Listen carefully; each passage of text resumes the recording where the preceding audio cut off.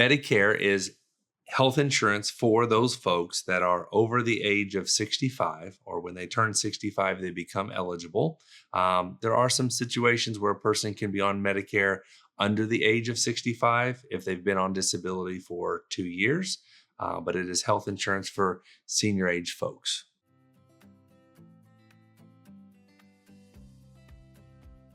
The standard age for Medicare eligibility is age 65.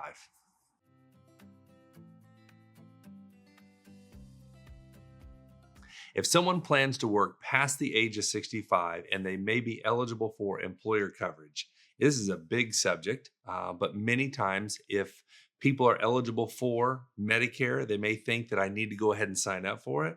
And other times people may say, hey, even though I'm eligible for Medicare, I may want to just stay on my employer coverage. I really don't know what's best, so I'm just going to leave everything alone. And so we'd love to take a deep dive into understanding what your premium, deductible, and max out of pocket look like. With both of those options, we lay them side by side and help you determine what is the best option for you.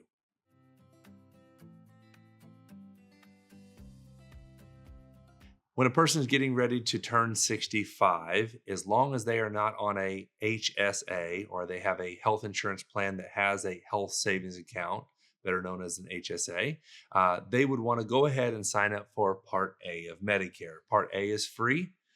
There's some stipulations with contributing to an HSA. If I have Part A, that's a whole nother subject. We can help with that. But as long as they don't have an HSA, they want to go ahead and go to ssa.gov and sign up for Medicare 3 months before they turn 65.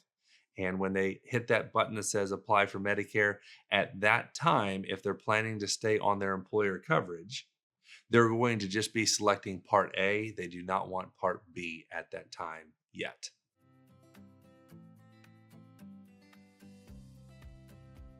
Many times people are worried about penalties. And so, hey, I know I've got employer coverage and I'm still planning to work past the age of 65, but I was told I might be penalized if I don't go ahead and sign up for Medicare. And as long as you have what is deemed credible coverage through your employer plan, you do not have to worry about being penalized because you didn't enroll at 65.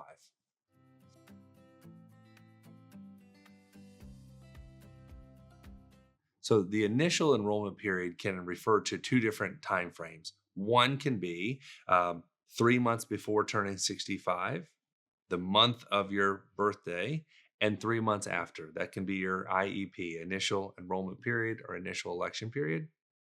You also can have the first time signing up for Part B of Medicare. So I didn't take Medicare when I turned 65 and because I had employer coverage, and now I'm 67 and I want to sign up. I have another open enrollment period or special enrollment period there that allows me to sign up without any penalties.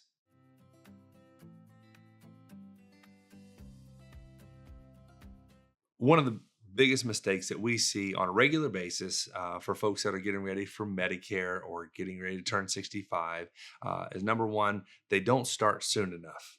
So you cannot start greater than 3 months in advance.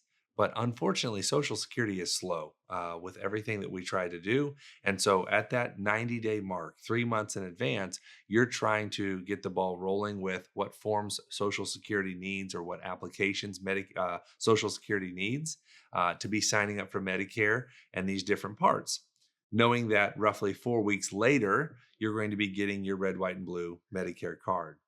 Our goal is that you always have your insurance cards in hand by the time they go into effect. And so if we're waiting until the month prior, we don't always get to meet that goal of having that card in hand.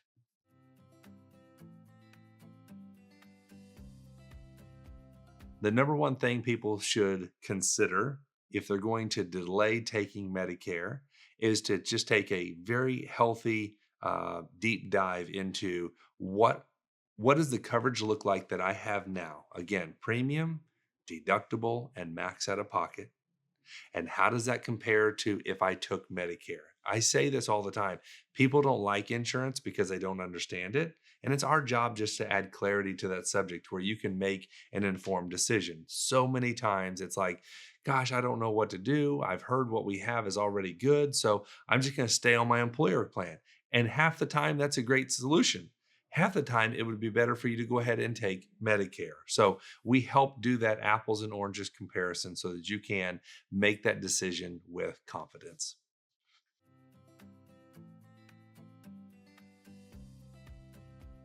The best way to get your ducks in a row is to not try to do it on your own, to definitely give us a call. We take you through what's called a needs assessment to better understand your big picture. And based on that information, we can help hold your hand and guide you to get those ducks in a row.